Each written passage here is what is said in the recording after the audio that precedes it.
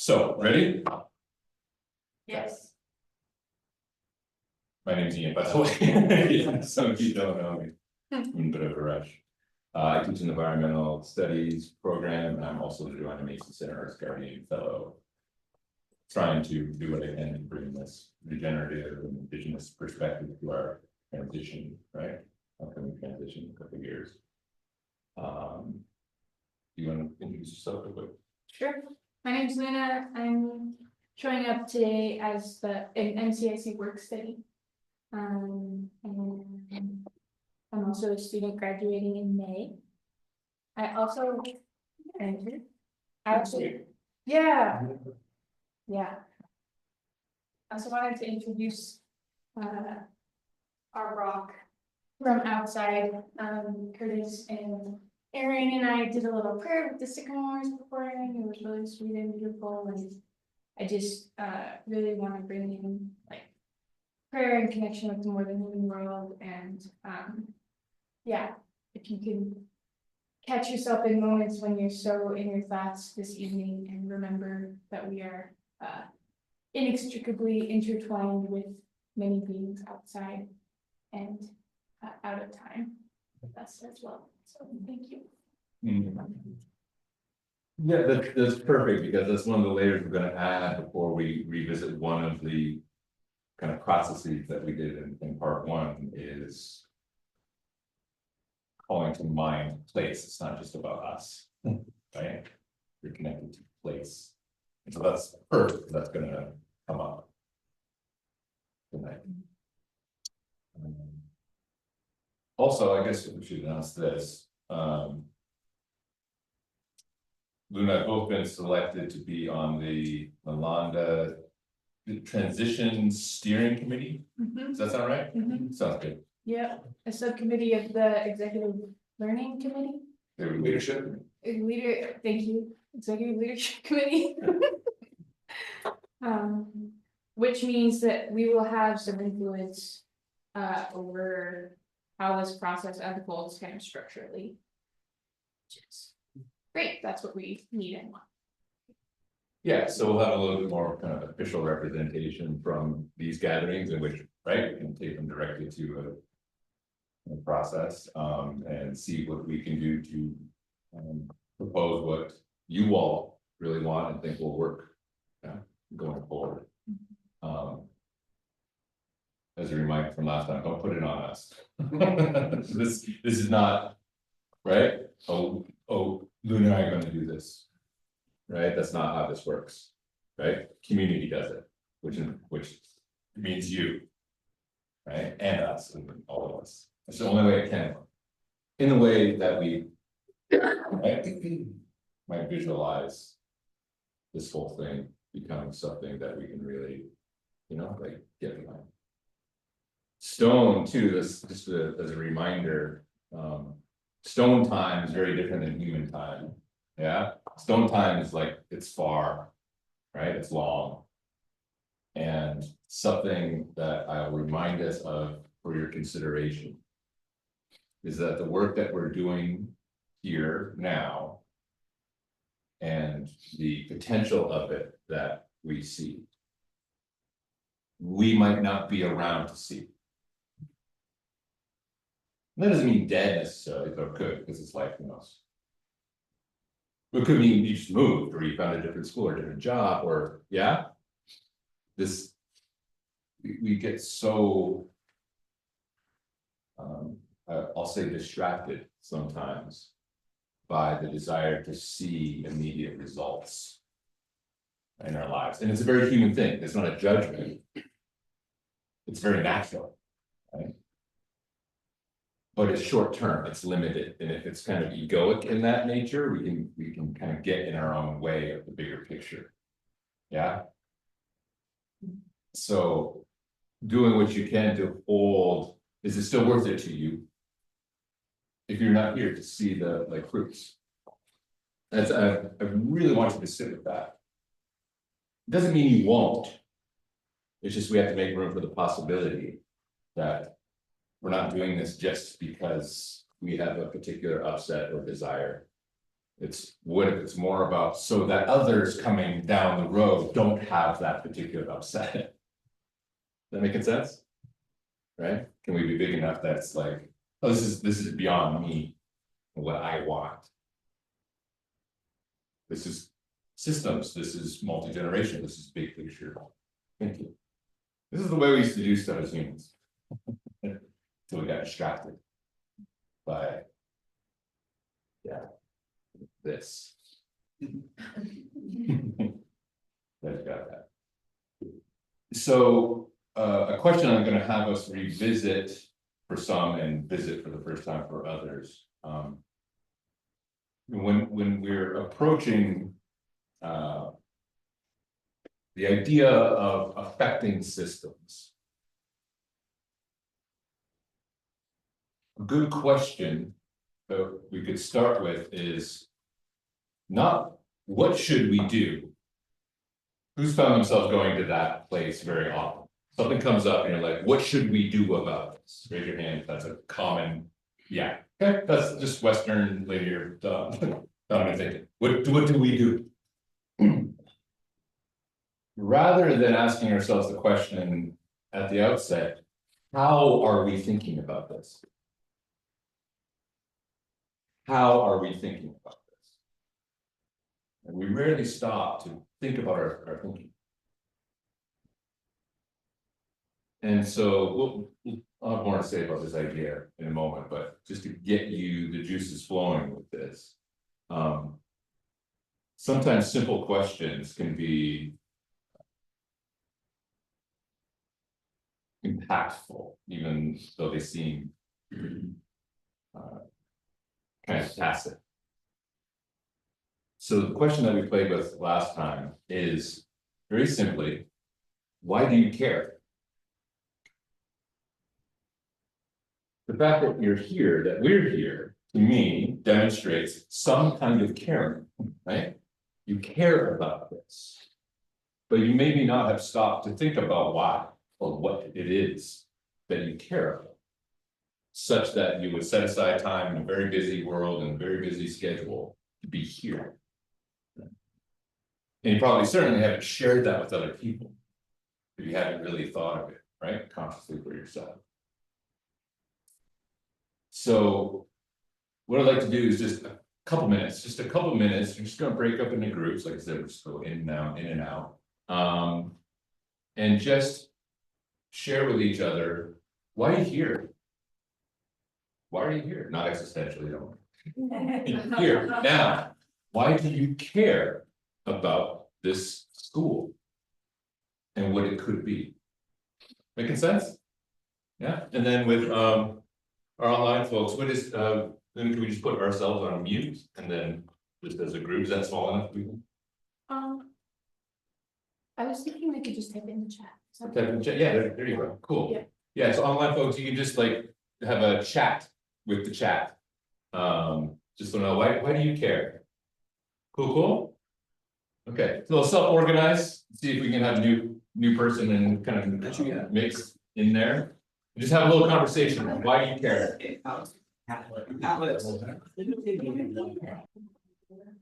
Okay, so we'll hear a bit from you all, and then we'll hear. Then it's gonna track all the chat on the online, so we'll go from here to there.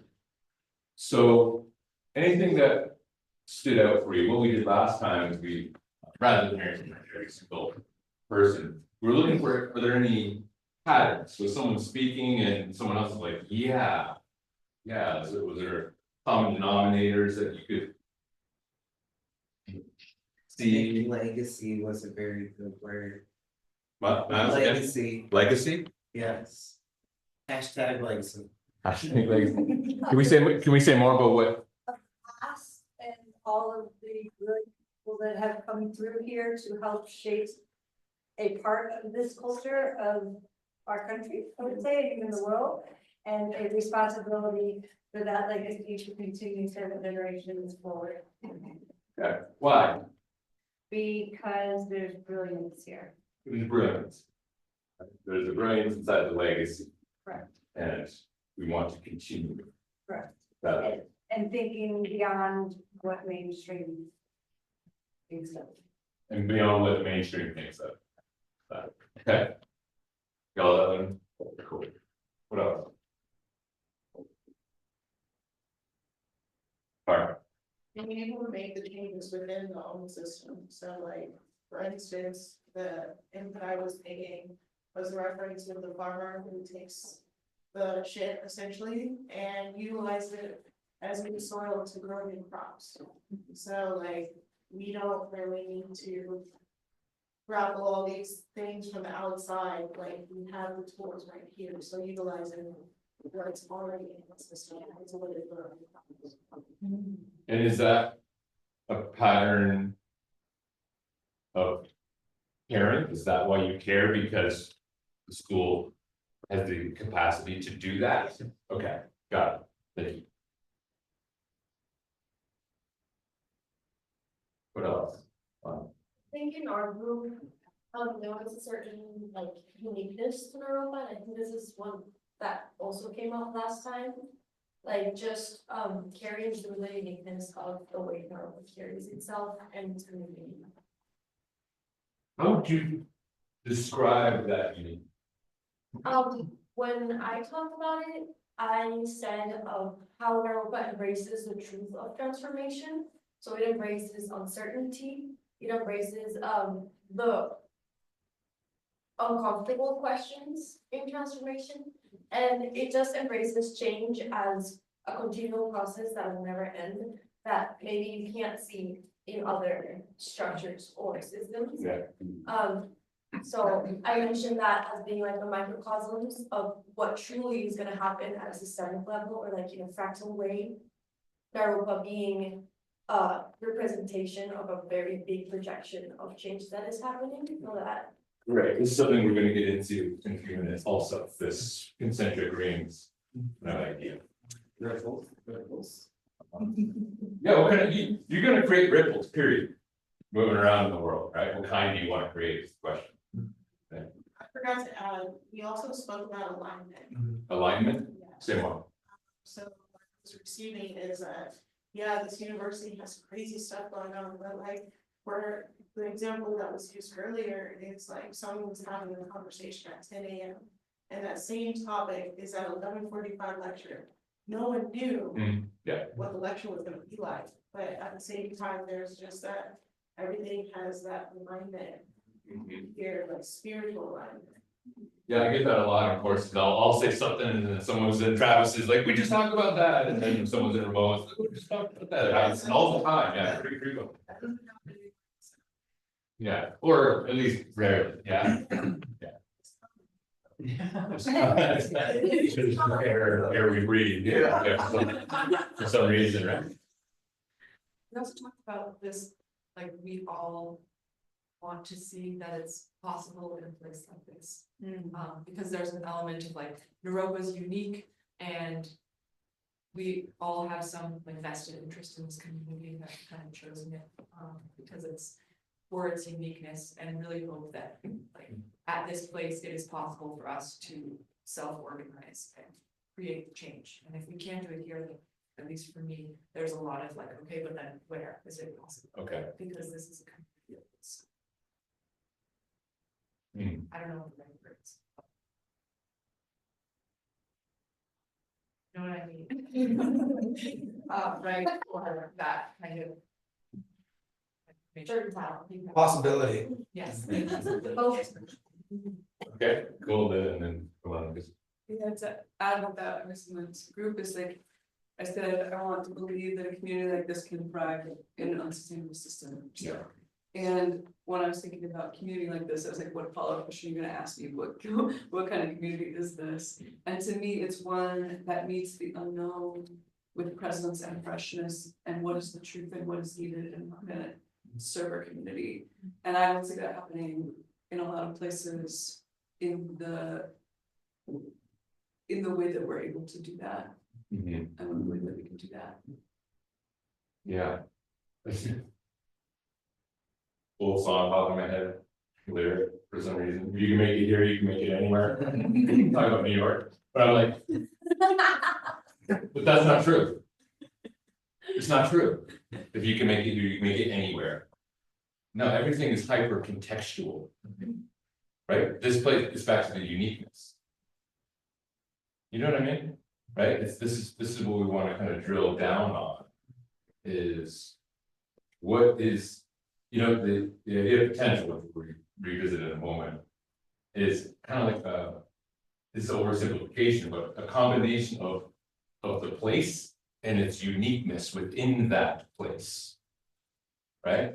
So that's what I mean by, no, if you make it here, you can't make it anywhere, because anywhere else it's got its own uniqueness and its own place, right? Its own context. Right? Infinite interactions of complexity. Right? Patterns, we want to deal in patterns, but then we also need to pay attention to the specific manifestations of context, whether that's a single conversation. Right? I mean, even with a person you've known forever. Can you treat each new conversation as new? Because it is. Right? The context is hyper specific to that moment. But there are overlying patterns. This is what we have to, yeah, navigate. So we're going to drill down as part of this whole process, regenerative process, is drilling down on the place and its uniqueness inside, right? School's uniqueness inside of that place. And that obtains both potentials and problems. Absolutely. Because, you know, one of the things that we'll say in our community is, man, there's so much crazy stuff going on in our university, right? It's like been said 3 times tonight already, right? Right? Well, I went to a provost chief academic officer conference at the end of October. And everybody in that conference has a portfolio of problems. And they're actually pretty generic, right? Pretty generic. At the Council of Independent Colleges, you know, largest one is probably 5,000, 7,000 students. Smallest one is 650, 450 in terms of students, right? And like everybody's got problems, you know? And everybody's got dysfunctional dynamics within them as an institution, right? So it's easy for us to fall into, because there is a utopian history here, there's a startup history, we're only 50 years old. It's really, really easy for us to think that our problems are a unique pathology, but they're not, right? Now, but this is the dialectic that we are existing in a world of pattern and generic problems. Small college, 21st century, you know, right? We're 17 years out after the Great Recession. There are less kids in high school because birth rates have fallen, right? Like we're all dealing with some similar material, right? But Ian's right, we need to figure out what are the hyper-specific contextual answers to those generic problems that will work for us. And so it's a really big dialectic between generic and conventional problems or system level problems and hyper-specific contextual solutions. This is so talking about the alignment synchronicity, right? A lot of things that people are saying are hitting on the frameworks that we're gonna, right, play with so that we can think about these dynamics differently. Right? Differently. This whole process is about perceiving and thinking differently than we have. Because some of the patterns, what do patterns do? They produce similar or same results over and over again, right? So if you have patterns of thinking that you are not conscious of, you will just reproduce the same kind of results over and over again. And then get frustrated when you wonder why that keeps happening. Right? So we have these things, but it's really required a shift in how we think about it. So the question, how are we thinking about it? I'm gonna come back in a second, but you had, and then we'll hear from online. Where do they have our indigenous sovereignty and indigenous reconciliation? So in the pattern of caring that came up. We didn't get enough people to share, but it just feels like me and Annex and others. Yeah. And why do you care about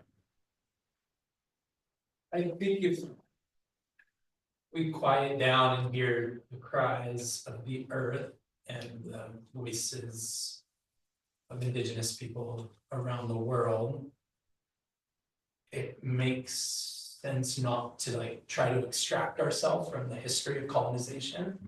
That are the waters we swim in, and especially in big decisions like this university makes, like a sale of this place is, I feel like.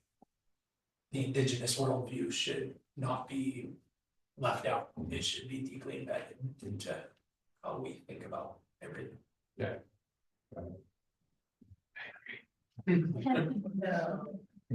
Surprise, surprise.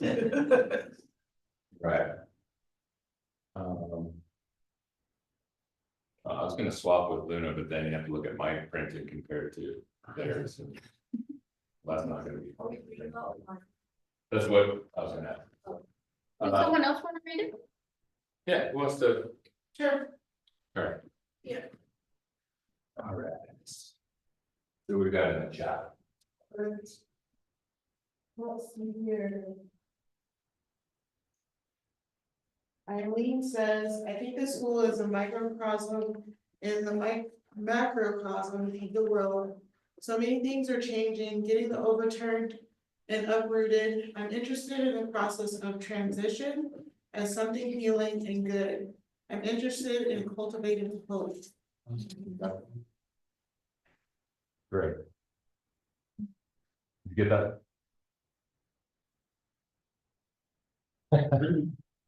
Okay. Next one. Yeah. I care because the world is so much bigger than our narrow Western view of understanding ourselves. I care because I think they meant instead of they meant to put I.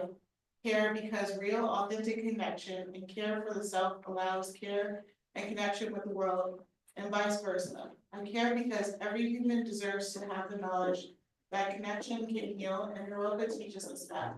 And then we get to go and share that with the world and empower others to find this knowing within themselves. And I believe that's pronounced Casey. Good one. Anything else, Tom? Those two were the ones. Great. Okay. So from last time. And what was that? November? Yeah. Great.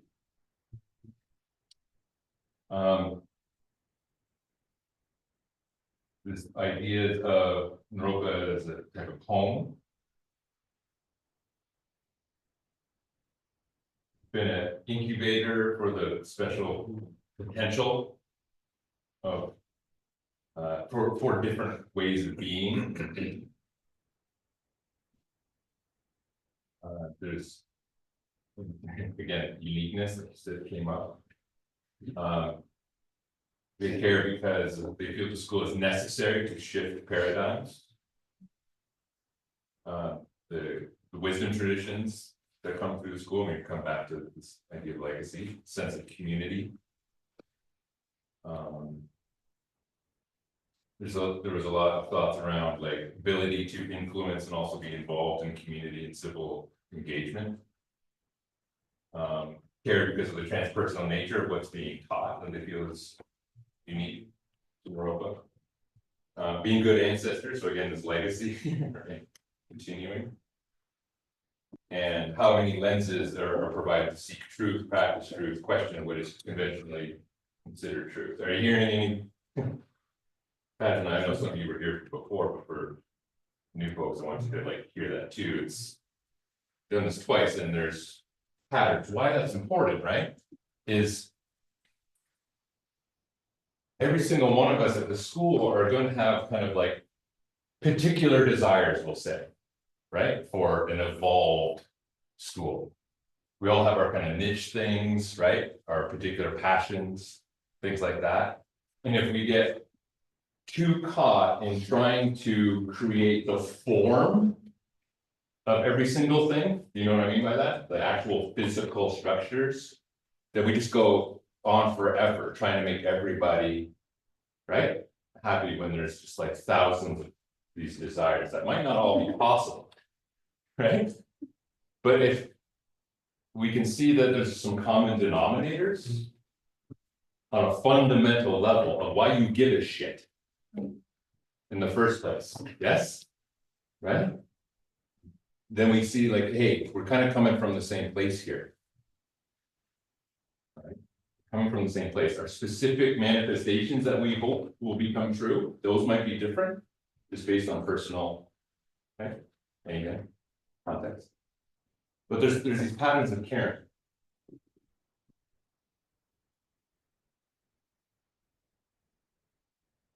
I mean, can you think, you don't have to say it out loud, but can you imagine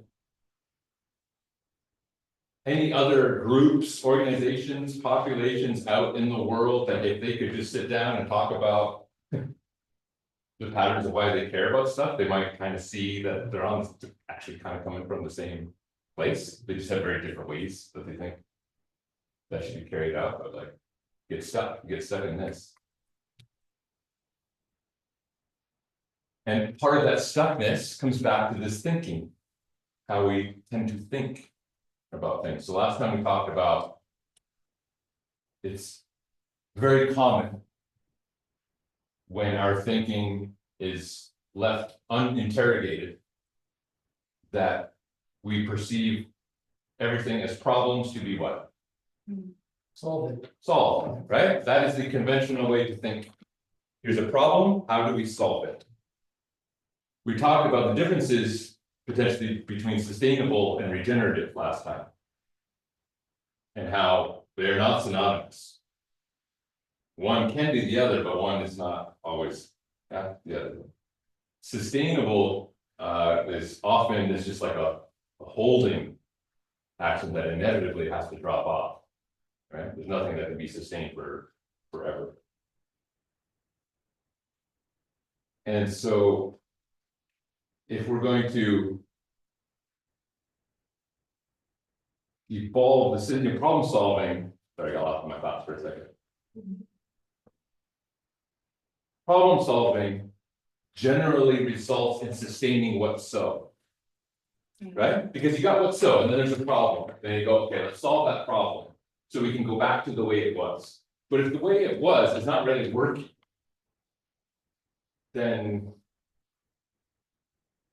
what are we doing?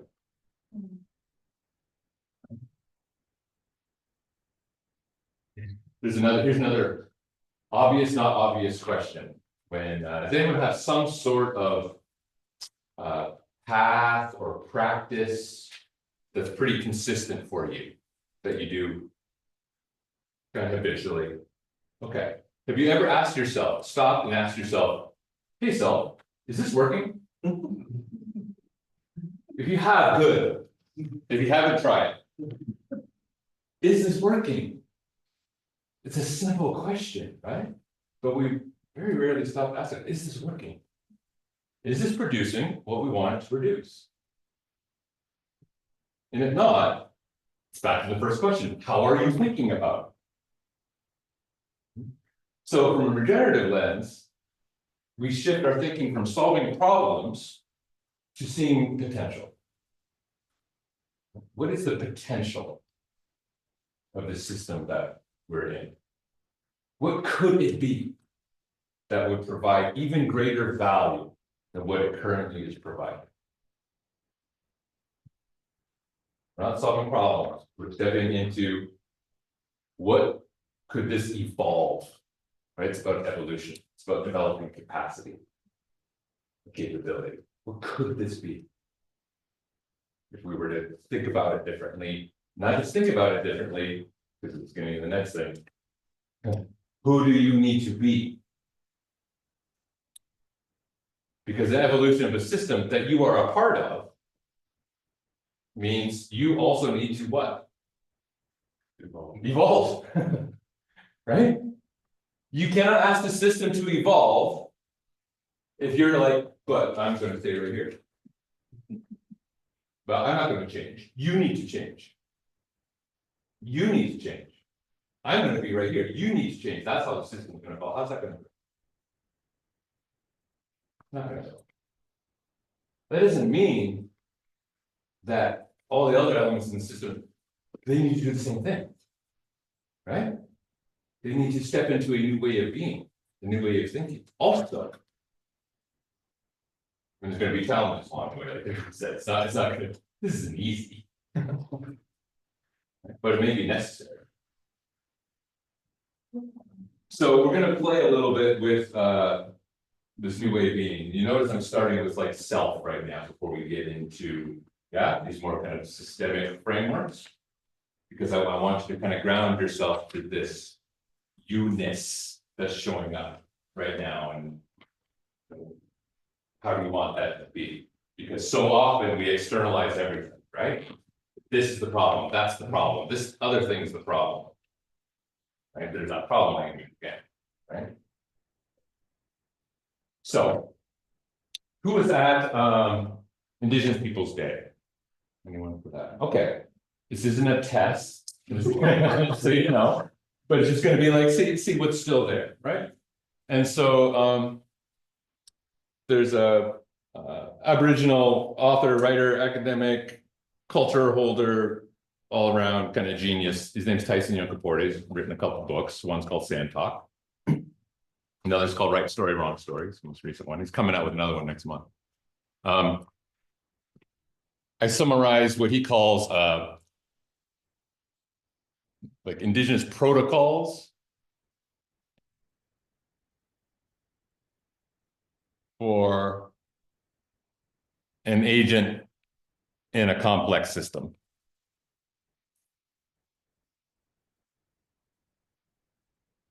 And this is really what we're talking about. Regenerative systems are complex.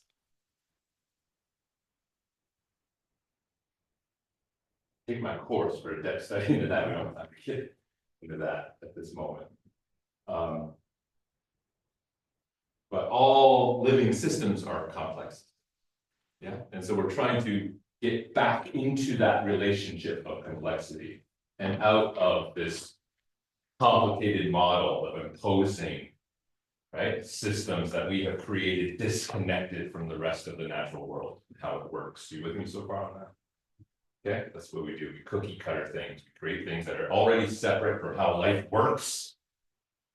And then even if that system works, because the Western mind is fond of low context thinking, it just says, oh, do it here, do it here, do it here, and do it here, and do it here, and wonders why it doesn't work. So complex systems. So there's these 4 protocols. Who remembers the first one we talked about? Starts with a D.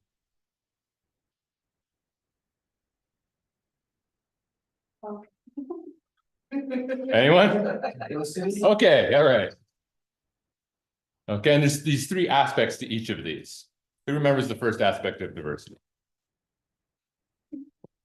Complex system must have Things. Parts. okay, Merlin, you can.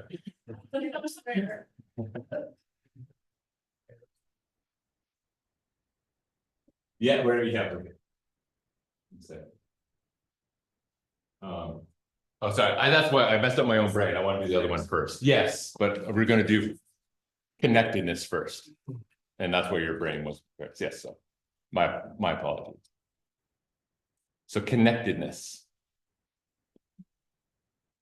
Yes, which first involves pairs. Okay. How isolated are we taught to be in modern society? How individualistic? Yeah. Right. And even within an organization, how many different elements of an organization, they call it siloing. Right? No one talks to each other. There's no lines of communication, or the communication sucks, or it's damaged in some way, or it's, yeah. And so you get all the siloing inside of a system, all these, what it leads to is fragmentation. And what we need to do if we're going to have a regenerative outcome is we need to think in terms of wholes. Why? Because that's how the entire universe works. Sorry. Holes like with an H or a W? WHO, Okay. whole, complete, Okay, holistic, it's just like. right? In which there are also holes. So. So here I am, I'm trying to step into this new role. Okay, I'm not an island, I'm not independent of everything else. what do I need to start doing? I need to start pairing. That's been like one of the primary thrusts of my role, right? It's like, okay, I need to start creating pairs with different people, different, right, committees or groups, whatever, and start pairing up, right? I was doing this initially solo and then Luna, and so, okay, here's a pair. And so from there, who remembers? Yeah. Yes. Nice.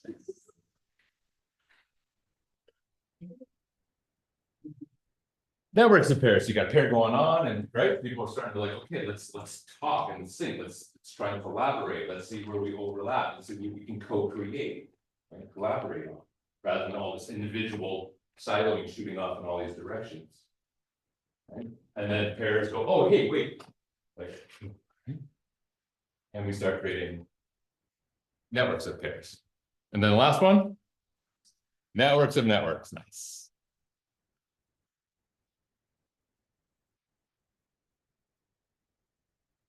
Right, and so now we're increasing complexity, but we're also increasing alignment. Right, we're increasing resiliency. Yeah, because in a complicated system, you take one part. Think about your phone for a second. Think about how complicated the machinery inside your phone must be, yes? Okay? You might be tempted to think that that is a complex system. It's not. It's complicated. It's very complicated, but you can reproduce it by following the same steps over and over and over again. But it is not resilient. For all that complication in your phone and all the things that can do, all it takes is one fumble out of your pocket and a cracked screen and what? You Done. can't access your bank. Done. Right? Is that resilient? You could say, oh, well, that has all sorts of like pairs and networks of pairs. Yeah, not in that complex way. Yeah? One fumble, one pebble sticking up out of the ground, that screen lands on it, you're screwed. Not resilient. Yeah. Regenerative systems, by definition, are resilient. They're more resilient. Things can happen in one place and it's okay. Complicated systems, one thing changes, the whole thing falls apart. Okay? Think about your car. Think about how many different things are going on there. One spark plug burns out, you're not going anywhere. So it takes. Okay. Yes, so second one. Diversity. Which is, yeah, someone similar to you. I say similar, it's not same, because congratulations, there is no one the same as you. You are you. In that way, we are these individuals. We want to be celebrated for that, right? But there is no same. But there is similar. Right? So we want that. That's called affinity. That's called the choir. Right? But if it's true diversity, what else? Different from you. Ooh, now it's getting a little puckery.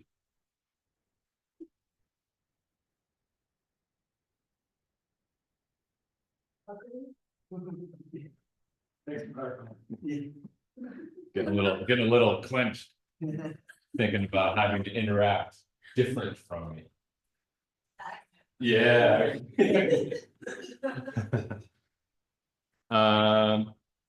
Oh, there's a request. Can we write these down in the chat because we can't really see the board? Someone's on. Oh, okay, Carter's on. Thank you. Awesome. And oh, okay, so if different is already difficult, what might be even more of a stretch if we're talking about real diversity?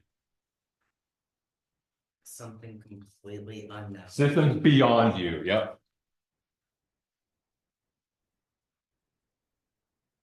I'll give you a quick example of this. Time flies. Okay. So Tyson was talking about in the book, he brought up like the flat earthers. Okay, people believe that Earth is flat. And so right out of hand, he, like many other people, was like, just didn't even want to engage. It's like, what are you even talking about? Right? That is ridiculous. That is silly. I'm not even going to deal with that thing that's just way beyond me. Right? And then he's like, okay, well, wait a second. That had him look at how confident am I in what I do believe? Confident in what I don't believe, flat earthers. How confident am I in what I do believe, and what's taught, which is the earth is what? Round, right? Okay. So he's like, let me look into that, right? What if the flat earthers, as crazy as it sounds, might have some point? Not that they're right, but maybe there's something there that is maybe kind of true or relevant in some way. Just as a thought experiment, right? Trying it on. He's not saying he's going to jump over to believing them. It's just, what if? What if there's something in that thinking that I could look at for my own beliefs? So then he does some research. And so the earth is what? What's it doing? It's spinning fast. Right? And it's spinning in more than one way. Right? It's doing this, but it's also doing this. Really fast. Okay. 12,000 miles an hour. Plus 1,000 miles an hour on this one. So what happens to a spherical object? Compresses. It compresses, right? It what? Flattens. Flattens a little bit. A little bit. So what he realized in that is that to say the earth is round, no, it's not flat, it is round, duh, was also not factually true. Not completely. Not to that level of like, no, it's like, no, turns out, little squish. Just a little bit squished. And so, in that way, we can kind of see how like, okay, well, not so right as we think we are. It doesn't mean we have to therefore believe a binary opposite. It's just, ooh, turns out we're kind of both right, kind of both wrong. Well, that's kind of true about like, true north or magnetic north, Yeah, because it just keeps shifting. yeah. And cool. And even better, the North Star, fun nerd fact, if you like this kind of stuff like I do.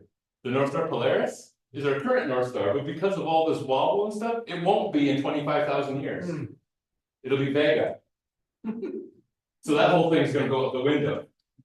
But then it wobbles in a pattern, and so another 25,000 years after that, I ain't zero. Yay.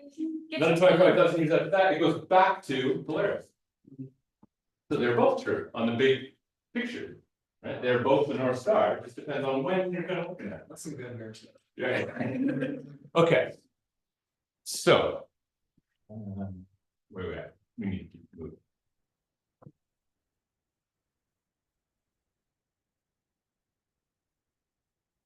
Interaction. This is about exchange. Who remembers anything from this? About continuously transferring what, and what? Information. Yeah, in the form of everything's in. Oh. So you're right. Knowledge. Knowledge. Yep. And energy.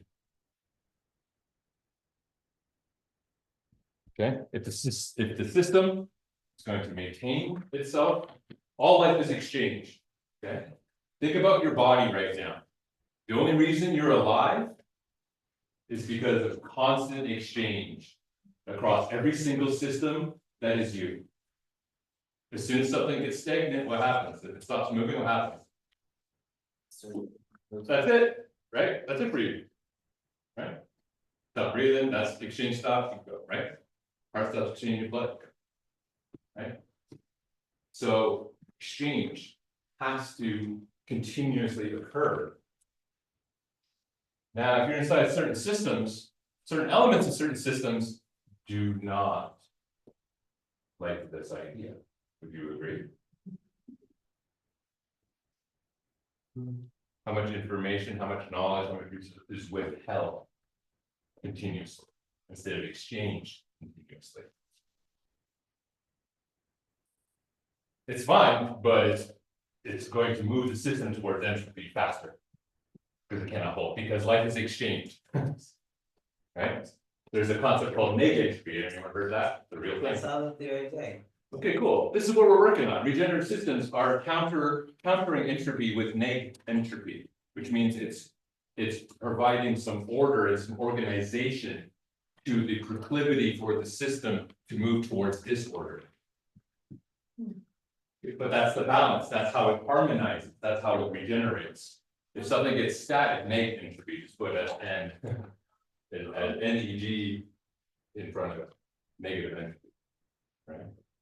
And that's what humans at our best were providing in terms of our interaction with the living world for thousands and thousands of years. This is how we have been a beneficial force, not some alien, detrimental force. That has never been true for 99.9% of human history. That narrative that we are some blight or disease or a problem on the world, that's very recent. At the blink of an eye, in terms of how long that narrative's been around, humans compared to how long we've been around the planet. It's nothing in the grand scheme of things, that idea, but man, do we feel it like that might be true these days, right? It's not just a story. So do you think that's getting written into our epigenetic story? Yeah, well, yeah, that's a great question. Yeah, what's the difference between resources and energy? I'm not gonna say definitively what that is, but what comes to mind is, I'm thinking of another framing that we'll have to pick up later on, around will, function, and being. And for this, let's call resources like those physical, material kind of things for now. Okay. Right? Yeah. And the energy might be, who's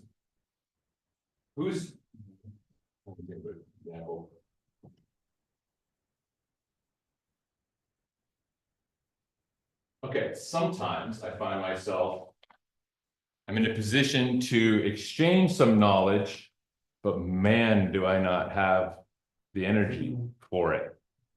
And why might that be? Because maybe I haven't been exchanging the kind of right kind of energy to create feedback loops, which we're going to get to in a second, that lifts me up, right? We see this in, say, like introversion, extroversion kind of things, right? Some people get recharged by being out and with people in the world, right? Some of you might be like that, right? Where it's, right? It's a vitalizing thing. Why? Because energy is being exchanged. Introverts, raise your hand, fellow introverts, okay? We get recharged by what? Yes, solitude, being alone, but we're exchanging energy in a different way for that. It might not be human to human, right? But it's still an exchange of energy, right? And then those resources might come out in, like, I don't know, physical labor too, right? It doesn't have to be like money or, you know, hey, can you bring some more forks to the pot? Like, it could be those things, right? So, cool. And then the last, I just taking a minute, we got so much more to go. Adaptation. Anyone remember first one? Spelling it out. Close. Transformation. The system has to be open to evolving. It has to be open to being different, right? To transform, to evolve. Right?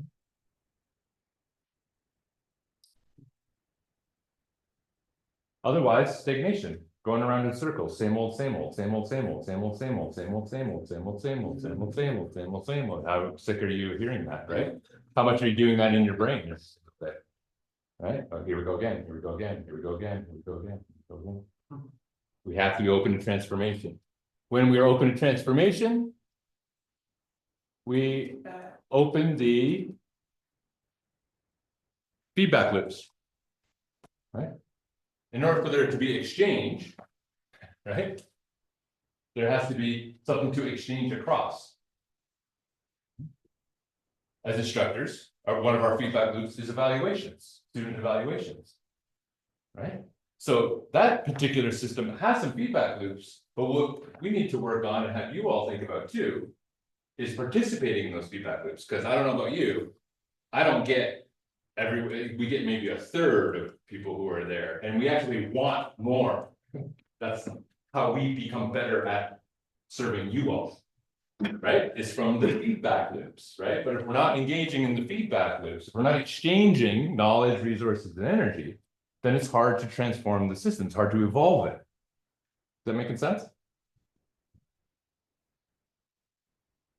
And that's, oh, this is my favorite one. You look into chaos theory, you'll see more about this, but what Tyson is borrowing from that idea is strange attractors. If we're open to transformation, if the feedback loops are going, you might find yourself all of a sudden, apparently, into the role of a strange attractor. Have you ever had an experience where you're working with like on a project or within a group or something's going on, and then all of a sudden everyone's looking to you and you're like, what? Does anyone relate That to this? happens too much to me. Yeah, maybe we need more diversity in your systems so that more people can find themselves in the role of strange attractors, right? But the strange attractors are the one who kind of do like the system's moving along, and all of a sudden it just kind of arises that like, oh, this component is now required. This is what's going to help evolve the system. Now it's a permanent role, temporary, always temporary, unless we make it permanent, in which case often things don't go so well. Right? You're temporarily in this role of the one who can get shit done in a very unique way for that system at that point in time. And then that shifts something, right? And then the system keeps going. And all of a sudden, yeah, transformations occurring, feedback loops are open, something else, someone else is all of a sudden a strange attractor. You've had these experiences, or have at least seen others in your life have these experiences at some point or another. Okay, so for the sake of time, I'm going to move into our next thing so that we can kind of get to where I hope we can get for the end of the night. I was going to do something separate with this. I'll just try and fold this in. Okay, but I want you as best you can kind of holding this in the background, and I'll prompt you when I can to kind of bring it into your thinking as we go along. Cool? Okay. So we did a exercise last time, distinguishing between imagining something and imaging something. Okay. Which we're going to do again, and we're going to do that in terms of visualizing the potential of the school. Okay. However, I'm going to give you one more framework for us to play with before we go into that exercise again. So if you're new tonight, it'll all be just there and it'll be great. If you've been here before, it's an add-on. It'll be another layer, but both are perfect. So if we think about this transition to Nalanda, and not just the physical place, but the whole potential of the culture, right? And the curriculum, like everything.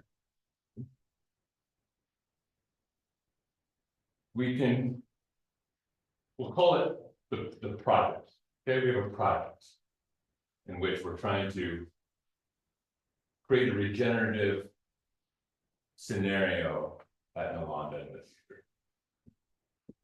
When we think of projects in their conventional sense, so we'll just say,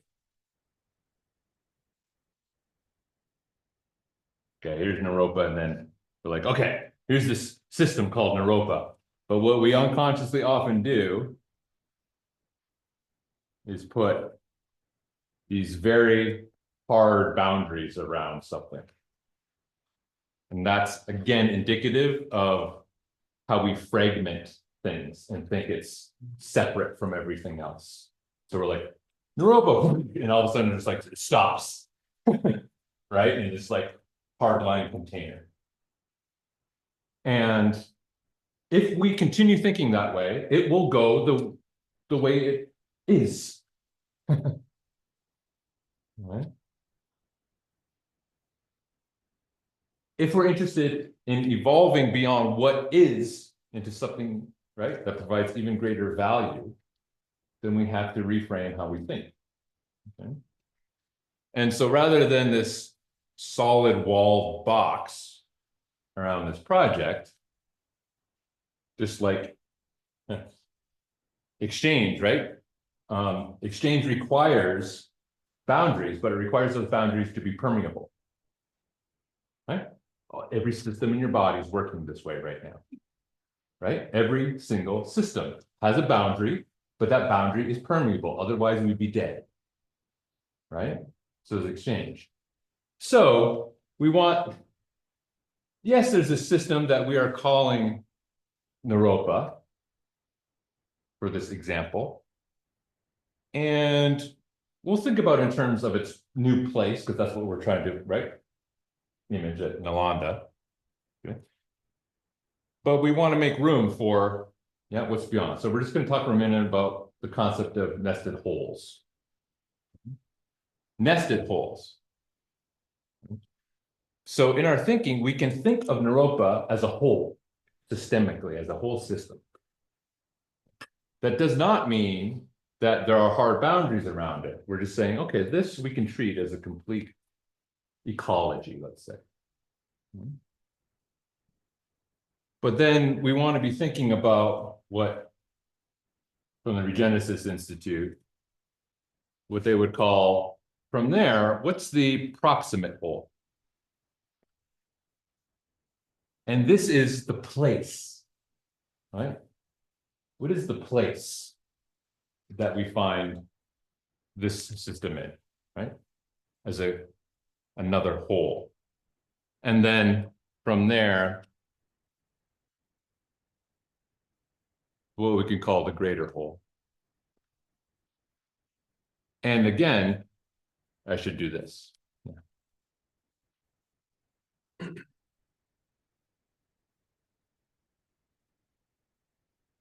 Because what we want to be thinking about, if we're thinking in nested holes, is what are the things that are being exchanged, just like your body, across these permeable boundaries, because they are all interconnected, right? There's no escaping this. The solid wall of boundaries exists only in our minds. It's only a symptom of thinking. It doesn't exist in reality. Yeah. Is that making sense so far? Okay. So if we think about Naropa at Nalanda, and it's okay to, there's no right or wrong answer to this.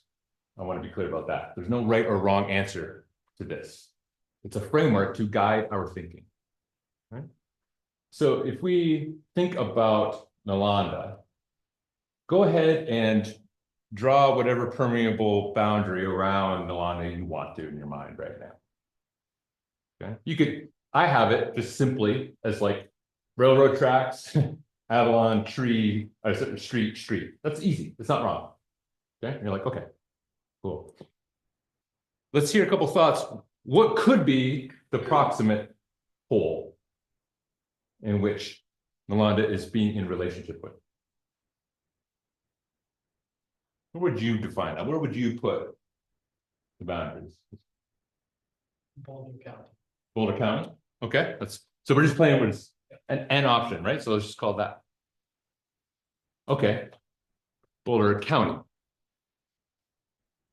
Okay, let's assume for a moment our proximate whole is Boulder County. What then do we want to call our greater whole? If we have this impact that we want, right, in Boulder County, whatever that might be, we'll get there. From there, what is that further? What's the greater whole that's influencing? Colorado. Okay. So it could go like that. Everyone got that? And my mentor and teacher says, it's actually good to play with a number of iterations of this, like have a bunch. Yeah, to play with, not just like, oh, there it is, and like assume that that's the V1, right? So we got Norolder, there's happening already. That's kind of cool. Naropa, Boulder County, Colorado, great. What is another way? The field of counseling. Hmm? The field of counseling. The field of counseling, so we can get into like abstract but real, right, kind of systems. And then maybe the larger whole would be mental health. That's a good one. Excellent. Critical thinking. Okay, great. What's another way we could go about it? Which one? Proximate?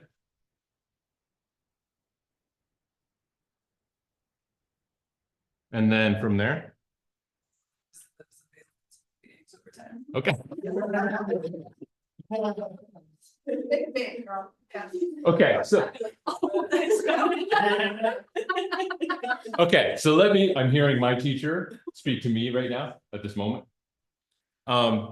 This isn't wrong, but this is why we want to play with it. Is this real?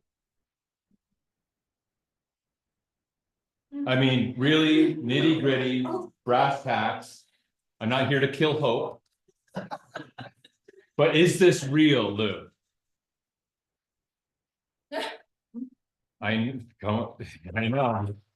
I can see it. Is this real? Yes, sure. I get that. Uh-huh. For our, okay, let's put it, I'll give you some restraints. In the 2 or 3 years, right? Where we're going to be in Alanda, is this real? In our What is building? The discussion was done. For discussion. okay, I'll add something. Is it realistic? I guess I don't understand then the goal of that, like I was trying to situate Naropa for myself. Is it doable? Like accessing all of that, is that what you mean? Whatever you mean by it, is it doable? I guess I'm describing a relationship rather than a goal. Uh-huh. Okay, so this is the balance that we're gonna start playing with, right? It's that there's, yeah, big picture, and then like, what can we do? Like, what is realistic? And I hate using that word because we were told that, well, like, that's not realistic, son. Real, that kind of thing. And I know some of you are hearing it that way, but think about it another way. Practical. Yeah, I might have all the desire to be able to fly like Superman. I just don't think it's realistic. Okay. I would love to run at the speed of, but I'm in this body and with these laws of physics. Yeah. And I want to say a little more about the value here of a certain type of practicality. Uh-huh. And that there's an ethic involved in it as well. Because the couple of scenarios that Ian's been like spinning out here are kind of fanciful, right? But if we were to turn it into, like, this is going to involve a great deal of people's time and imaginative labor and caring, and that if there isn't a kind of practicable horizon of action, then we're really doing a certain type of disservice to the people that we're asking to be involved in this. You know, to the point where rather than like, oh, I won't be able to fly, no matter how, it's like, well, fucking suicide missions are shitty things to ask people to do. And if to say, hey, we're all going to like get involved into this thing and then run into an impossible process or an impossible idea, we've really sort of been, we've kind of done a violence to one another by not, by not sort of saying, hey, what can we actually accomplish here? Then we might just be like taking people and turning them into cannon fodder. And even cannon fodder, like, That was like, those soldiers would be sacrificed in order In that the order. position could be taken. Hmm. Right, like, we would be doing worse than cannon fodder. Yeah, so this is, I'm gonna pin this for a moment because this conversation is precisely fits in with one of these other frameworks that is very useful for, right? Pulling all this together and being like, okay, how can we harmonize these things and balance these things out? So we're gonna come back up.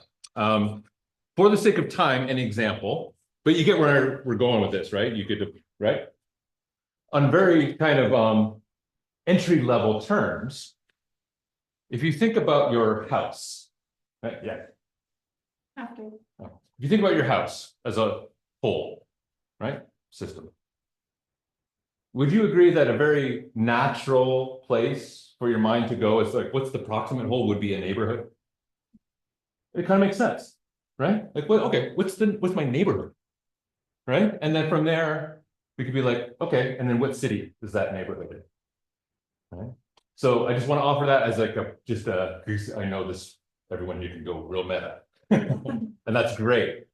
But just to bring it down to kind of practical aspects, I'll throw that out there as another example of just like in terms of visualizing something grounded that we can really, because all wisdom is awesome, but like how do we hold that? Precisely because we don't have it. You'd be able to do it if you had it, but you don't have it, which is why you want it. You follow, right? So that's another layer we can think about. Here's Naropa and like, what's the neighborhood? Yeah, and what's there with which we can maybe build a relationship. And then from there, how does that influence the city of Boulder, say? Doesn't have to be that way. I just want to provide an example. So a couple hands, but let's capture those, and then I want to do this exercise. Luna, yes. Something that this is reminding me of is how often it feels like the sacred or God or spirit is like an emergent property. Like we can't plan for it, but we can create causes and conditions that are like realistic, and then In which God things can comes through us. arise. Yeah, Yeah. yeah. And then I also wanted to, if we can take 2 or 3 minutes to just take a stretch break. Yes. We've been sitting for a while. Yes. I've seen my and our energy come down. Great, thank you for giving me. Yeah, so if you need to move around for a sec, stand up. Oh, so much.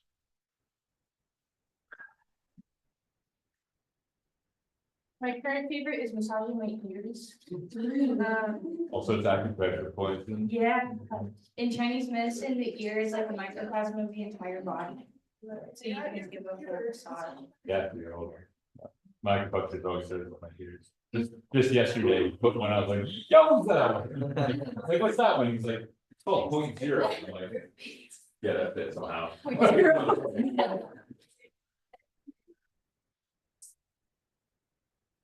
Yeah. Can we show the whiteboard one more time, you know? Oh, yeah. Okay. Yeah.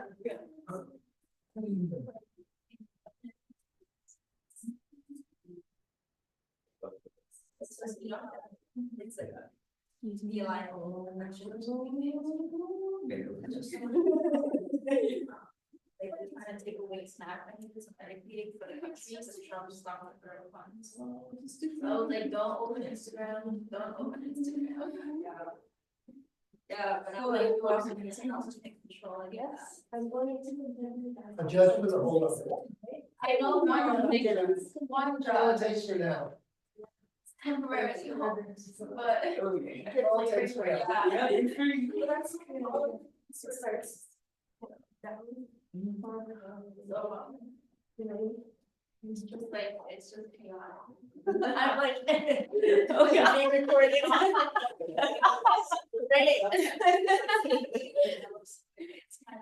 We are, oh my god, we could, this is, that's really funny.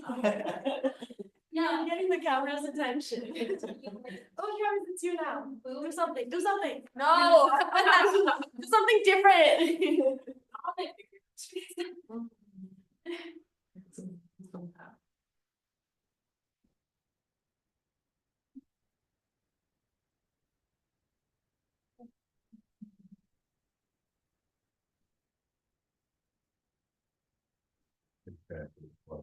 Well,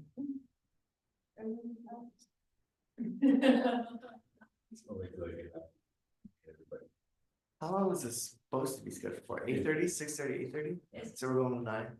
Well, I'm gonna try and keep us that time, but Okay, well, I'm open. Alright. I'll always be going then. No problem. I think we just do one that just goes like just. All night, just like just go. Like till 3 in the morning, you know, like, we're Right. starting Yeah. at like midnight and go till sunrise. I'm down with that. Yeah, no, something wild. I really, Maybe, I really, something just. maybe when it comes, like, cause we're just dancing lightly over concepts for a Yeah. while, but when it's time to go in, maybe Yeah. we yeah, flip something like that. yeah. Just go feel. Yeah, okay, I'm done. It's weird. And weird. Yeah, Yeah. it's weird.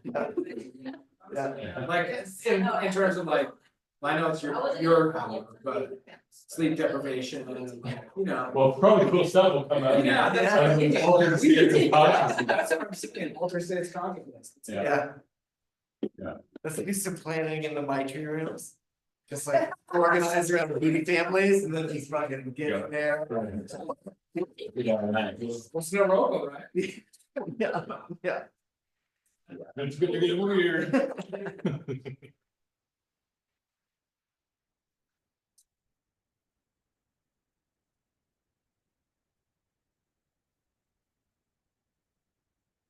Okay, we're waiting on.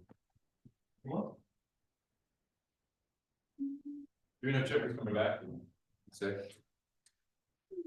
Stuff's here. Okay, cool. All right, let's get another minute.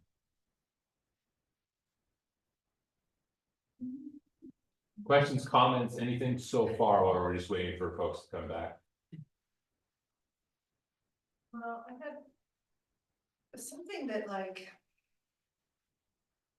When we were talking about our uniqueness and why we care and why we're all here, it's like in this theme that's been bubbling up for me.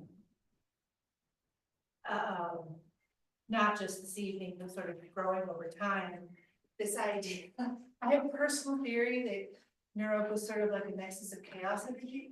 Okay. And the reason why, like. That sort of. It's like the concept that. Change and adaptation and evolution is created at the edges of things. And like the meeting places of things. Absolutely. Shorelines and. Yep. Heat, cold and whatever. Ecotones. Yeah, and you know. All of us are misfits. Like Naropa is just the lead misfit toys. Yeah. We're all here because we don't belong out there Yeah, yeah. in some way. And so, you know, so we're all of us sort of creating our own edge here together. So there's all these little like chaotic edges Mhm. coming together in this particular way. And so this is, to me, why Naropa is so unique. Like not only are we all our own little growth edge together, but we're all here because, not because we think that this degree is gonna make us millions of bucks, because it's probably not. But because we all actually want to engage our hearts and do something better for the world. Yeah. So you get like nexus of chaos combined with the intention to heal and do good in the world, like creates a very unique opportunity for stuff to actually shift and come together in a very unique way. Like this to me is why it's so special. Yeah. Yeah, and so really what we're trying to do is take the kind of individual uniqueness and kind of sync it together, right? Because if there's too much chaos, then it's just. Yeah. So a little bit of some organizing principles, right, is, yeah, that's something my Buddhist teacher told me, that freedom, real freedom resides in discipline. Right, we think freedom is just like anything you want, anytime you want, and no, that's chaos. Right, but we're so afraid of any kind of discipline, like, I don't want to be contained, I don't want to be, right, but what if there's just enough discipline to keep things right in the direction we want to go, but maybe there's way more freedom inside of that than you think, and in fact, that's required. How would you know freedom if you didn't know constraint? You wouldn't, answer, you wouldn't. You wouldn't know it, you wouldn't know freedom if you didn't also know constraint. That's the only way you can experience it. Right, and so, yes, we want all this stuff, and in terms of like, yeah, on the ground, what can we do in the time that we got with reason? So that's the principle we're gonna get into this. So, ready to go? Okay. So, we're gonna take this and apply it to this imaging idea and seeing the potential again, and we're gonna play, we're gonna do at least one more framework play with how do we begin realizing that potential. Okay, it's all well and good to think of cool stuff, but then there's like, well, how do we do that, right? Like, how do we get it? So imagining, yeah. Here's the example I used last time, we use it again this time for new folks and folks. Imagine you were describing swimming to somebody. Right? Imagine you're talking about swimming to someone. How do you do that, right? Think about what comes to mind. How are you describing that? How are you explaining that? Maybe you're writing out some instructions. Maybe you're describing like, okay, this arm then alternates, but then this leg, yeah, kind of alternates, and so you're imagining that right now. Can everyone kind of get that? Imagining swimming and the ideas of swimming. And there's probably a good chance that you're kind of imagining yourself from like a third person perspective, like you're kind of watching yourself explain this or talk about it to someone else. So that's a way of thinking, not wrong, useful in some ways. Okay. So when we imagine something, it's often we're looking kind of at ourselves as third person doing something. Now, imaging, and I recommend closing your eyes for this one. If we're imaging, image yourself swimming. You are looking through your own eyes. You are in the water. What's the water? Is it a swimming pool? Is it an ocean? Is it a lake? Is it a river? Image it. What's the temperature of it? Is it calm? Is it rough? What are you surrounded by? Is it other swimmers? Is it a race? Is there a beach? Is there a sun?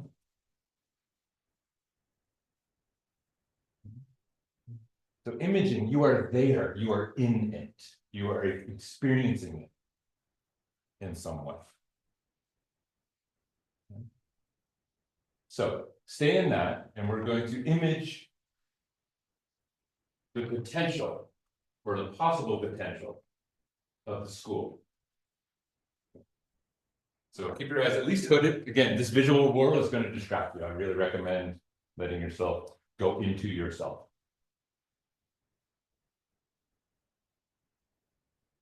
So through that first person view, I want you to try and image Naropa at Nalanda in its evolved state, whatever that means for you. This isn't about what anyone else wants. What do you want? It's a few years out. You're walking around the campus.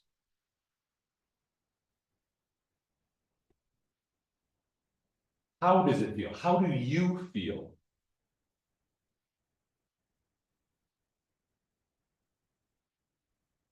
And why do you feel that way? What's happening there or not happening there that you feel stoked about being there?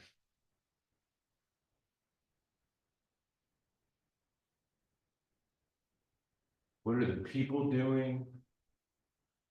What's the vibe? What's the conversations? What are the activities? What does the built environment look like? Are there new structures? Renovated older structures? What's the ecology like? What's growing?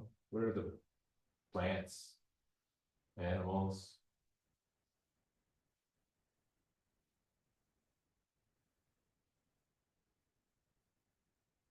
School could evolve to what it could be for you.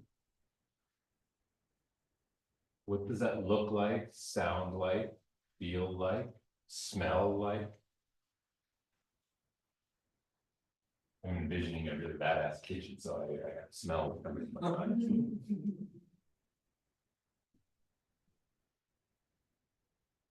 So there's our core kind of project, right? But now take your mind, what's your proximate whole? How is that system manifesting its potential influence the next nested whole out? Take a moment to see if you can image that. That could be the neighborhood, or it could be more of those meta, like the fields of something that are important to you. Can you take a moment to image how does our core whole influence the proximate whole? What's the exchange happening? What's the contribution of this evolved system?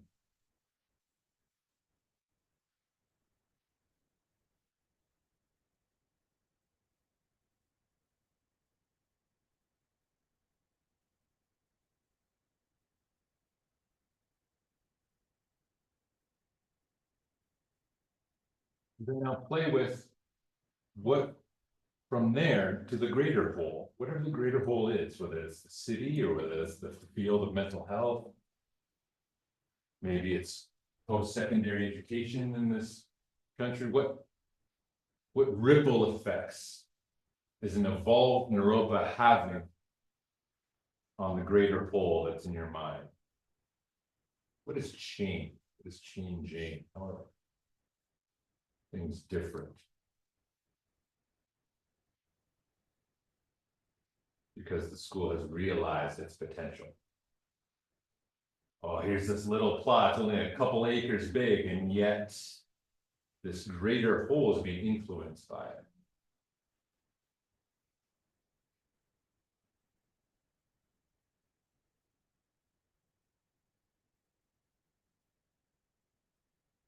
Couple more moments. Again, imaging.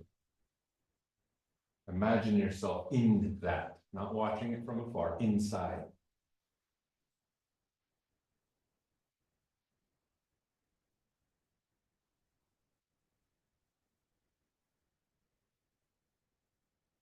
You're out in the proximate whole and you have an interaction with somebody and you say, oh yeah, I go to Naropa, and they're like, oh man, that's cool. Tell me about that. Why do they know about it? Why are they excited to hear about it? What has changed? What has evolved?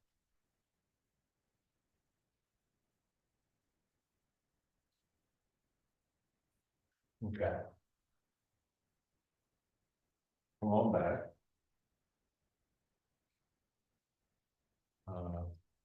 You captured this? Yeah. Can you capture these ones for us? All right, let's capture some of this potential so we can start playing with it in terms of frameworks and how do we get from here to there. And then folks online too, just throw in the chat anything and we'll capture that as well. Okay, how would you describe the potential that you imaged? Eileen, welcome back, by the way. Thank you. I want to share an experience that I had. About 2 years ago, 2 years and a half ago, I had a dream. And I think I also shared this in the summer student leader retreat.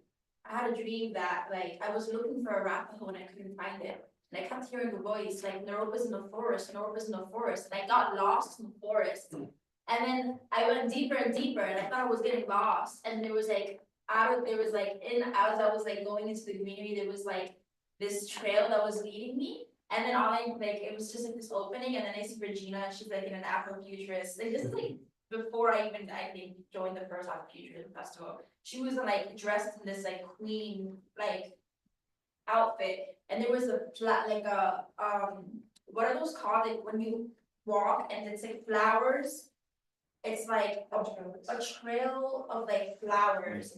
She was like blessing it, and I was walking in, and then I see a lake.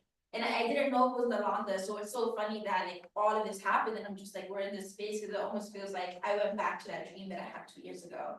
Cool. But there was a lake, and the students were mermaids, and people were doing Tai Chi in the air. There were berries everywhere. And then Ramon had like an Afrofuturist ritual, and we were like making Nalanda bigger, and there was just like flowers and forests everywhere. And it was almost like it was just lost amidst, like, it literally felt like Neverland. So if anything, I want to create the energetic, emotional, spiritual atmosphere in Rwanda. It's like the feeling of Neverland, because Arapaho kind of feels like, right, like the living place of the Fae. So it's like, I feel like that's why it's so magical, and I feel like that's something that we can really translate into that. Yeah. Rwanda's not very magical. Yes, this is what we're talking, what's the potential of it? I like how you're saying like, okay, can we all be mermaids doing Tai Chi in the air? Probably not. What's the vibe that that's communicating, right? What's the feeling? FYI, Regina has told me explicitly that she really hopes we can find a secondary place in the mountains as like a campus and inside like the woods and stuff. Something. So that's kind of cool that you're tapping into that, 'cause she told me that just like a month ago. Yeah, like Yeah. a retreat space. Yeah, yeah, awesome. Wow. Delighted to hear that there might be a retreat space in the forest, because what I see, you know, if you're in Nalanda and you're, it's like backed up against this farm land or this barren land that has these like, heavy equipment that is all like graffiti. You guys know what I'm talking about? And when I image, I see like the back wall of Nalanda also graffitied. And I see student activism in like a courtyard around that space. And so I don't know if that's like intermediary to the. No, it's all, we're just collecting all like what might be possible, and so when we do, the form is cool, but I'm gonna press you on, what does the form mean? It means something is coming.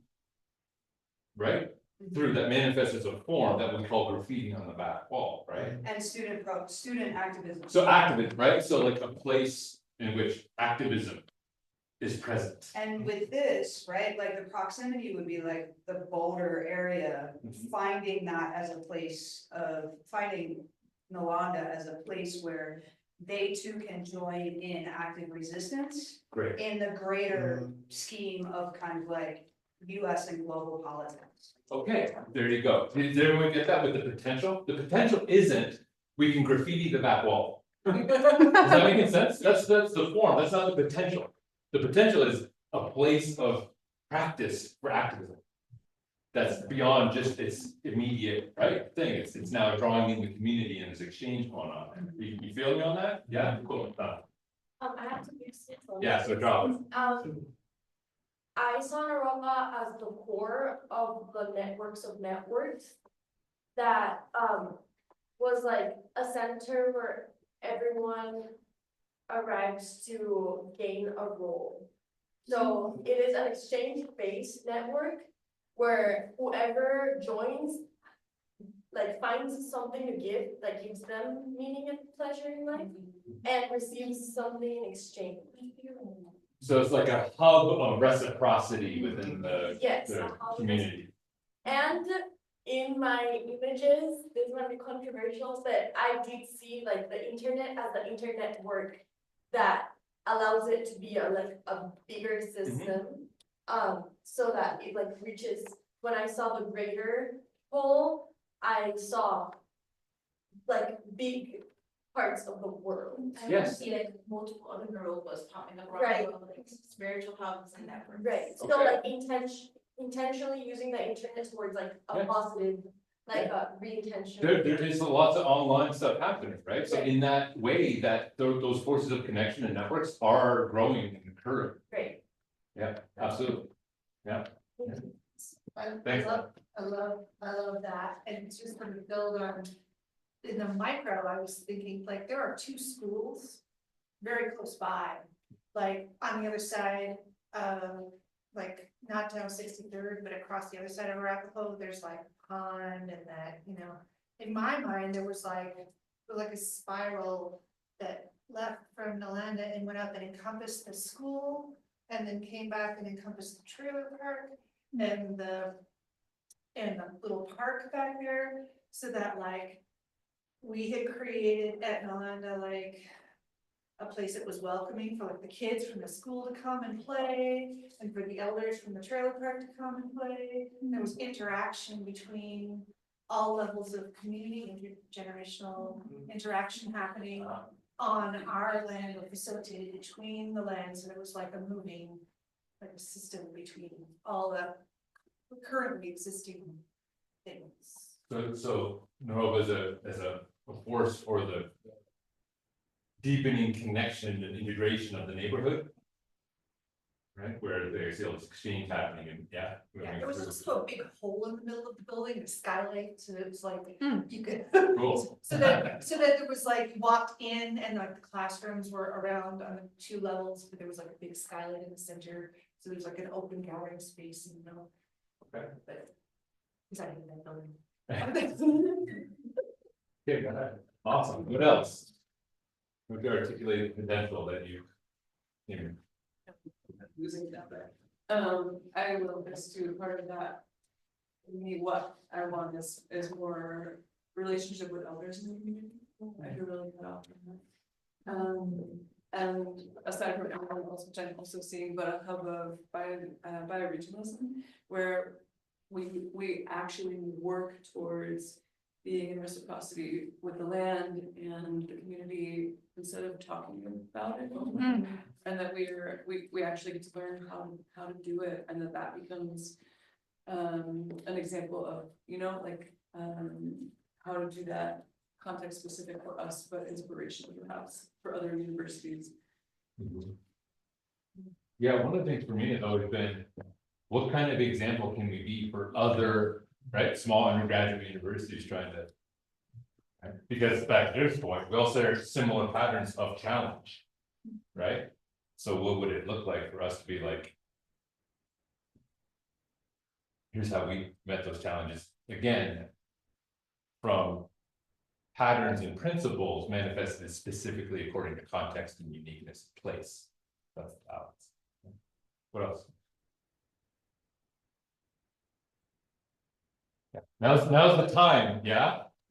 By keeping it to yourself does not. It's cool, but this is where we gather and collect all this as we go, so we're forming this bigger picture, right? This is the like, if you want that in the mix, we have to speak it. If not now, at some point, otherwise it just gets kicked around in your head. Doesn't go anywhere.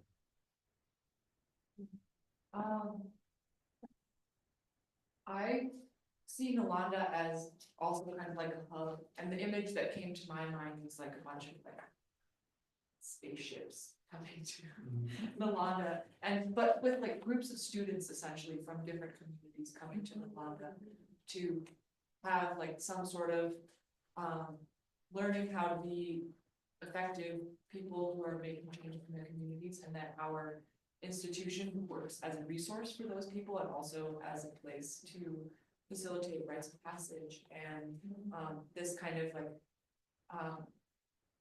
coming into oneself and one's role in a community and knowing what one's gifts are, and then actually going and doing that and being supported by the institution in that process. Because Joanna can't fit everybody in all the classes that we have now. So there's this online component, but like how can we really make it still be a really meaningful process, and also how can Naropa engage with those students in their own communities. And truly act as a resource and not just be like, here's this curriculum, here you go, it will probably apply, but instead be like, what do you need in your community as you're trying to create change in the world that is absolutely chaotic? And then how can we, with our resources here, give you the skills that you need to do that? You know, like, is that counseling, is that like permaculture, or you know, community organizing, conflict transformation, like all these things that we have really solid ability to teach, but I would like a needs-based process with students. Yeah, and what I'm also hearing, just combining people, is like generational. Right? Like you're hearing focus on like eldership and right, elders, but also like up and comers, right? So it's like, how do we, right, reconnect the ties that bind across generations in a world that. And it's like. Yeah, And maybe, sorry, there's a one. Go ahead, go. Now it's done. Maybe there's also a mentorship program where like each student or group of students coming from one community is assigned a specific person, and not just like an academic advisor, but someone whose skills and abilities really align with what that person or group of people is looking to achieve. So that if we were to kind of summarize this potential, this can be hard to distill sometimes, right? But we can also think of it in terms of like value. Right? Like as a goal, what's the value that everything you're talking about is? Yeah, what's it provide? Because there's a lot of form there and it's great, right? But again, what is that about? Remember, this higher order value is an increase in complexity in which more value gets added to greater systems than what currently is. What's the value? I think mainly what it's about is like effectively resourcing community leaders or community members to create the change that they want to see in their own community. Okay. Great. I think. Yeah, with that, I also wanna kind of link that and connect that with what is the person's name that was Donna? Yeah, kind of like the connection, the networking, the internet, using the internet, and then also like one of my primary focuses, and like the work that I want to do is I really want to serve. I want to work with underserved communities, specifically low income BIPOC communities, and obviously Naropa is not really a space that creates that accessibility just because of where we are, right? And so I'm thinking about like that mentorship program, or I even like do like I have this student who kind of like work with skills, and it's just like needs-based education. How can we move beyond place and location and turn it into a hub or a location like where spaceships land? And also it's like I have multiple places in my mind, DR and New Jersey, that we have land and location and people available, people that want to learn. How can we extend the generational longevity of Naropa through making it larger, through using the resource of the internet? So maybe what we lost this campus, but maybe this campus is actually holding us back from making Naropa bigger. Good, So this is what great. are we- This is great perspective to have reframed, right? Things happen, there can be upset, makes sense, but then it's what's the opportunity? What's the potential? This is happening. So now what's the opportunity here? What if this is a call to actually? Yeah, what new potential would we not have seen? Right? Had we just stayed same old, same. Right, that's fantastic. One more and then, yeah. To go off of what people are saying, I've heard this recently that we retain some amount of what we learn and most of what we teach. And so, and the graduate programs already have this, they already have practicum. And I think there's so much potential in the undergrad, like what we're learning, so much of what I'm learning is life skills. Like, yes, it's helping me to career, whatever, I'll have a degree, but like, it's really about, like, I'm here primarily for myself, for my own healing, self-understanding, conception of the world. And I think there's so much value in what we learn here and potential to bring that to wider communities. So just adding on to what you're sharing, like, who are people, children, young people, or just people in the community nearby that don't have access to this education, who we can share it with and actually enhance our understanding of what we're learning. And grounding and making it practical as well. We do so much intellectualizing, but when it comes to the groundwork, it's because we're not in an environment that is suitable for that. And can I say that that's already happening? Geo, I don't know their last name, but they're really connected to the Boys and Girls Club in Denver. And their whole capstone is that. And that point about learning, I think remembering what you teach is one of the great efficiencies of the single room schoolhouse. Because the sixth graders would teach the third graders the math. And so the sixth graders they would know their math better because they were actually teaching. So the single room schoolhouse had that as an economy. Right? Yeah, and it takes the workload off of the teachers too, right? All these helpers, like, go show so and so this, cause you know. And economy as a word is composed of two parts. Nomos, meaning rule, order, custom, or let's say protocols, since that's a word in the room, right? And oikos, home, right? So like, when you're playing cards with your friends and you get to pick which cards are wild, because, right, like rules of the house, that's what economy is, right? It's the protocols of a given space. That can be created, right, newly for that context. I could expand on a couple of things. I really like the idea of how we resource the students to go out back into their communities and not just focusing on what's our Naropa community like here, but how are we extending into each of those communities and making what we gather here much more accessible to people, not just on like an information level, but like an experiential level as well. And so I think that takes a lot of leadership for one, like developing more and more leadership in people and having more of a culture of that. And so then like another thought that's kind of like coming to mind that I think can play into that is, what if within Naropa we have a thing of establishing pairs, almost like miniature cohorts. Yeah, we bring some attention to these protocols, what would that actually look? And like apply them very microcosmically, but intentionally, so that we can then pairs with pairs, networks with pairs, networks with networks, because realistically going out into our communities and extending out into our communities, that's networks with networks.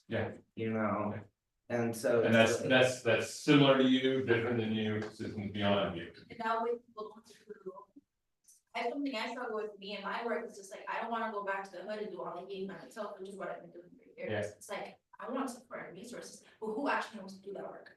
It's not easy. And so, exactly. It's like, it's a commitment, so how do you get to pairs and just. Yeah. Anything online? Chats.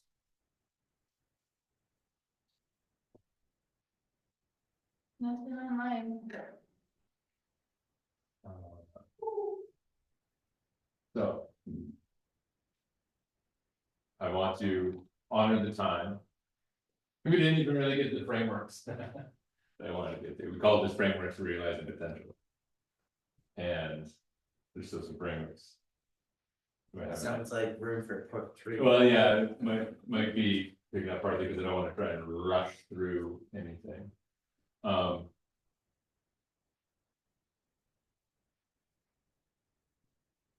We started about 22 quarter 2. Is that something reasonable to get our full 2 hours in to ask of everyone? It's another 10 minutes. And that, yeah, okay. So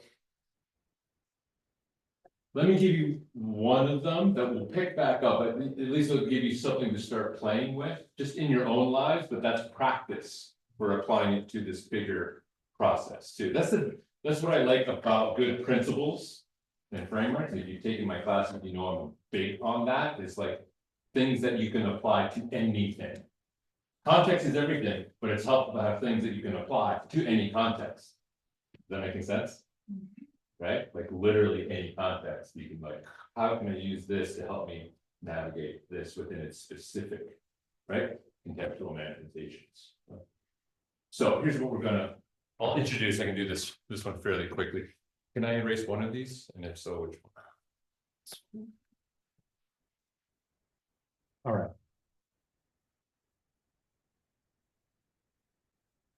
Let's get back to some of the things that we've explored earlier, all sorts of stuff. It's full. It's very full. Who's the breakfast on?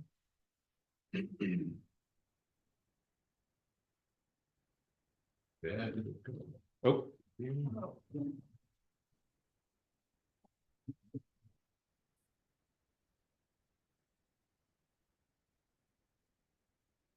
I need to be happy with it. Thank you. Okay. So this is something that Genesis, we call it the law of three. They didn't create it, it was like observed. So this is when we look at living systems, this is just the way things work, but it's good to look at how they work so we can see how we can line up ourselves and be thinking about things kind of in the way that the rest of nature thinks about things and interacts with itself. Does that make sense? Anyone think it's a good idea if we could align ourselves back with the rest of how life works? That might be helpful? Okay, great. So there's three kind of forces or impulses in this law of three. Makes sense.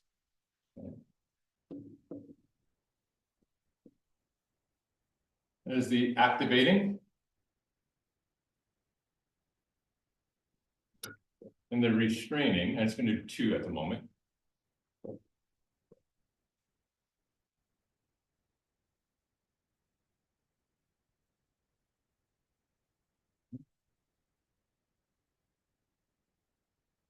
So the activating, this is fairly common sense when you think about it. We can get real kind of nitty gritty with it, but you have a desire for something. Okay. You want to buy something. Okay, activating principle. Well, it might be a restraining principle that arises from that activating principle. Budget, I can't afford it. Okay. Now, what do we typically do when met with a restraint? Trying to think of how to get around it. How to get around it, how to beat it, how to, yeah, we generally come into conflict with it in some way. We don't like it, right? I want something, here's a restraint. I don't like that because it's in my way of getting what I want. Yes? Okay, it's a very kind of, and so that leads to where we're like, okay, how do we deal with that? So sometimes okay, we have to synthesize or we have to compromise or let's come to a consensus. None of that is what we're talking about, what we're trying to achieve. I'll read from Genesis. The activating force originates from the impulse to produce some thought, action, or material object in order to create viability and build new capabilities. It has the quality of thrust or propulsion in a direction. The restraining force originates from the impulse to shape things in a particular way, to be unique and to be complete and whole. It has the qualities of denying, forming, and utilizing. Now that word denying, we don't love either. Who wants to be denied something, right? But if the, you think a bartender not serving that next drink to someone is a good idea? When they deny someone, they cut someone off. That's a denial. No more for you. That's not, it's not good. Okay? So denying isn't inherently bad. What we're looking for is what they call the reconciling force. originates in the impulse to create value or benefit for all levels of the systems within which the forces are originated. It has the quality of harmonizing, aligning, or attuning. So reconcile. So what this is asking us to be thinking about is not how to Niles, overcome or fight the restraint, or even compromise with the restraint, or even just try to synthesize.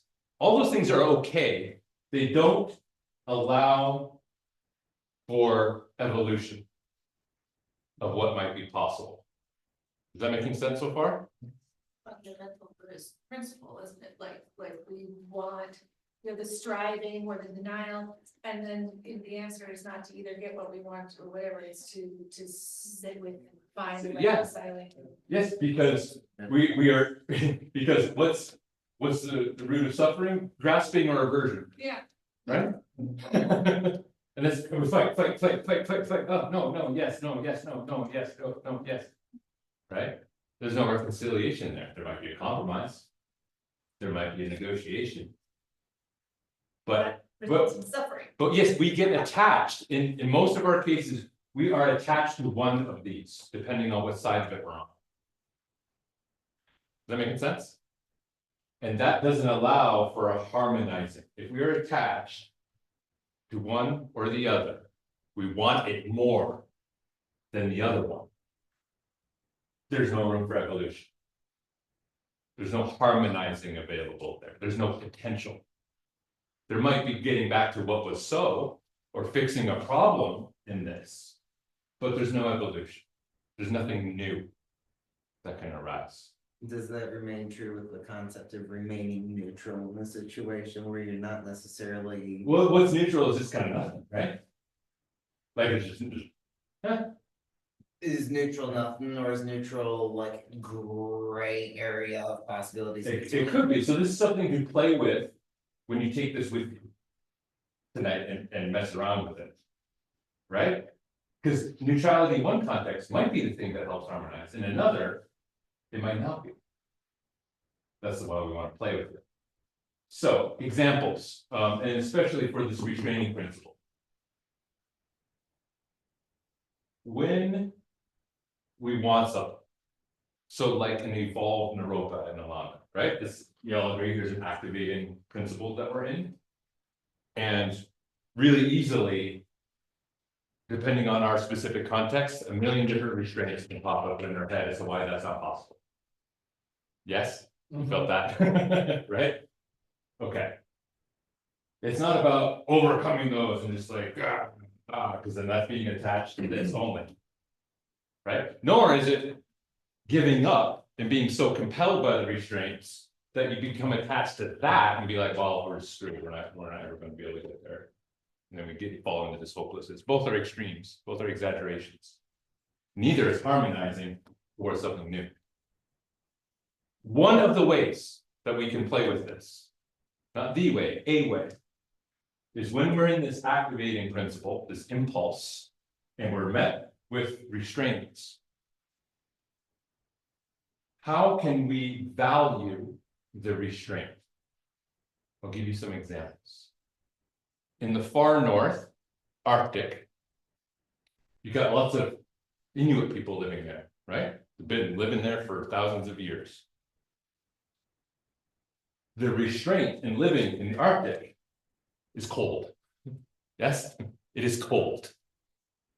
Now, conventional thinking when it's cold here is to what? What do we do with cold? We try and make it right, make it warmer, do something about it, create structures that, right? In other words, we fight the cold. We don't value the cold, we value the warmth. You following me so far? So we create things to fight against the cold. Okay. Do you have the resources in the Arctic to fight against the cold? Can you build shelters out of wood? And no trees. Not enough bones to build it. Never mind, like, what are you going to insulate it with? And yeah, you got some birds and clothes, but that's not enough. you insulate yourself, right? So. Snow. That exists because of cold. Is also a great insulator. Right? Snow insulates very, very well. And so we have the igloo. And the igloo can be warmed with just one little whale oil candle and a couple human bodies. Right? And it's warm. So by valuing the cold, you provide the solution, as it were, to the cold. The cold is the thing that has you keep warm. Hmm? 505. Kinda, right? But like ironically, like the cold is the thing that keeps you warm. What? Or using it. Hmm? It's using the. Yeah. Yeah, it's like, oh, that is the thing. Instead of saying that's the thing I have to fight against and overcome. No, that's the thing that's going to give me the way to be with that thing. The cold provides the warmth. Because you were able to see it, you were able to value it. Wind, okay, sailing, right? Everyone knows that if you pop up a sail and the wind's behind you, easy peasy, lemon squeezy, right? Okay. But then if you're having to drive a boat into the wind, modern technology says, well, we're against the wind, so let's turn on these two outboard motors and a bunch of gas and like, and we'll just, right? Plow into it, right? That's how we overcome it, how we fight it, right? If you talk to actual sailors, don't ask me how this works, I've never been able to understand it. But they will use the wind to sail into the wind. To travel into the wind, they will use the wind somehow. You go diagonal. Thank you. There you go, simplify. Right? Yeah, you're tacking into the wind. Exactly. And then somehow it makes you go into it, which blows my mind every time I think about it. But that is valuing the restraint. Right? Oh, here's this wind. How do we go into the wind? We use the wind. Oh, what? Okay. Wolves in Yellowstone. Okay. Wolves everywhere. Settler colonial forces killed all the wolves pretty much in the entire continent. Yes, everyone's aware of this. Pretty much all of them. There's still pockets that are being reintroduced, right? But they viewed them as a restraint, right? All the wolves are here. They're going to kill all of our livestock. So bang, bang, bang, bang, bang, bang, bang, bang, no more wolves, right? They did not know how to value the restraint that the wolves were providing in that ecosystem. And then how they figured that out over time was they wondered why the whole mountain was suffering not too long after the wolves are gone. Reason being, you got no more wolves, you have no more pressure on the ungulates, the hooked mammals, right? No more pressure means the deer, the elk, they stay in one place and they overgraze. Where's the best grazing? By water. Right? So you overgraze, erosion goes down the toilet, right? Deer population explodes initially because of all this, like, yeah, abundance, but then they've eaten all that up, and so now there's a population crash and everything starves. Meanwhile, all this runoff from, right, the soil, because there's no more grasses holding up the land, go into the river. The river gets warmer and darker. Now the trout who need clear and cold water to spawn can't do that. Now they're dying off, and so on, and so on, and so on. Same is true for the bison, right? This place used to be the biggest oxygen producer on the planet. Beyond the Amazon, Great Plains, savanna, grasslands. This was the lungs of the planet. Pre-colonialism. Okay. They take the wolves that were applying this restraining force to the population of the deer, right? But also an activating force. Right? The deer stop moving, they impose a restraint. They're like, oh, here's good. Right? The wolves say, nudge, oh. And they travel along and they poop and they churn and they, yeah, bison, same thing. Okay, so this reconciliation, this harmonizing of activating and restraining forces is what makes life work. That's why they call it a law of three. It's not a suggestion of three. It's not an opinion of three. It's not a conjecture of three. this is how it works. Your whole body, every system in your body is doing this right now. We look at your blood under a microscope, tremendous violence going on. Tremendous violence, everything, eating each other, microorganisms doing all sorts of stuff. And were it not for that constant activation and restraining and reconciliation, right? That's what produces harmony on the bigger level. If they all stop doing that, that's it. You're done, you're gone. So, is this kind of making sense as a principle? So this is something I'll invite you to play with just anytime you can think about it. Right? Maybe there's a meeting going on or a conversation you're having or just an internal struggle with yourself. You can look at it through this lens. Right?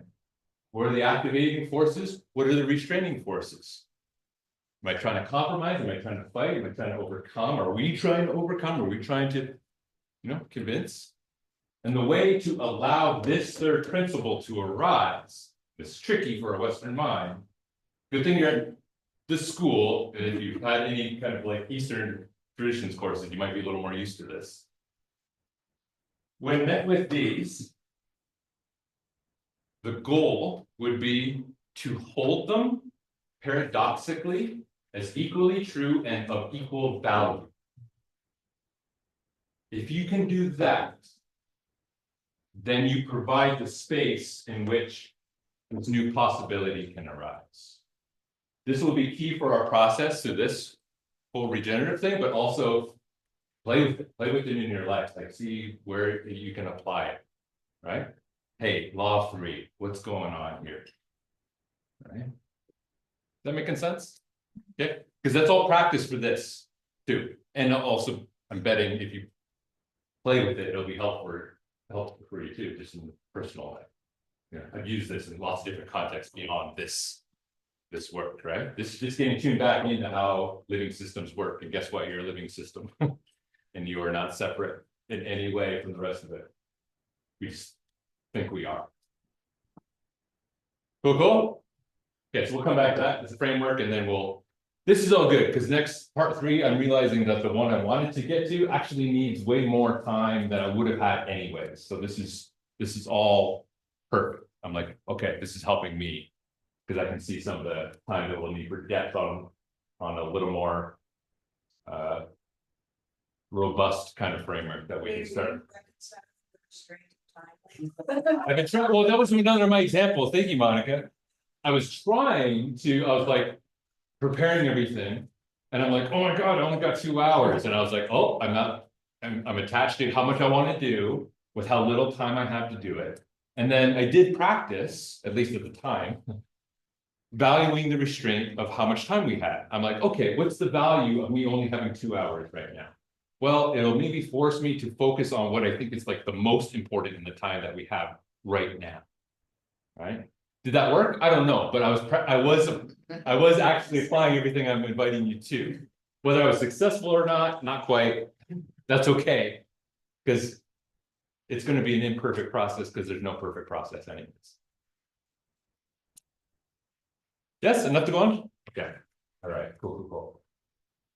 Thank you again so much, everyone. We have a bit of a schedule that we can send out in terms of dates, that like a little more, we kind of landed on the rest of the dates for the rest of the semester. And then I'm also going to be working with my mentor and teacher in all of this to help me kind of storyboard the rest of this series and like the plot arc, like what would be a good place to get to for May. That's, yeah, realistic, but also unreasonable at the same time. Because we'll have to pin some things for the summer, right? And then, pick them back up in the fall. So all this is moving. And so we'll be announcing, and that way you can get some things in your calendar, but much more ahead. Everyone, pull out your calendar right now. That was an order. Sorry. I'm following. We take it through. According to some Or you can cultures, just not write all. it down.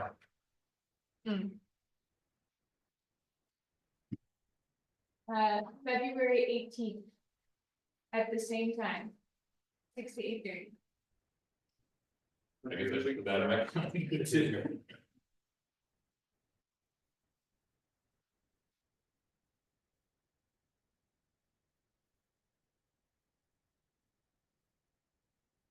We're trying to do it the third Tuesday of every month.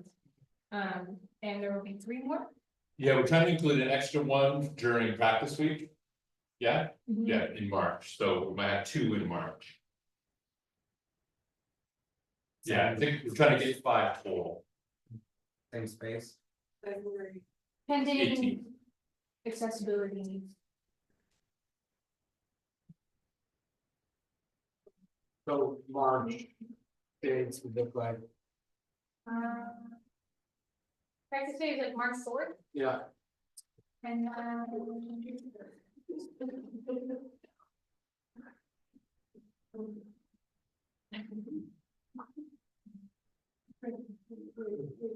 what we have right now is March 18th again.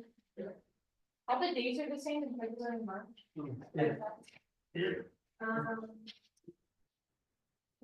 And then April 22nd. I'm sure they will change. All models are useful and wrong.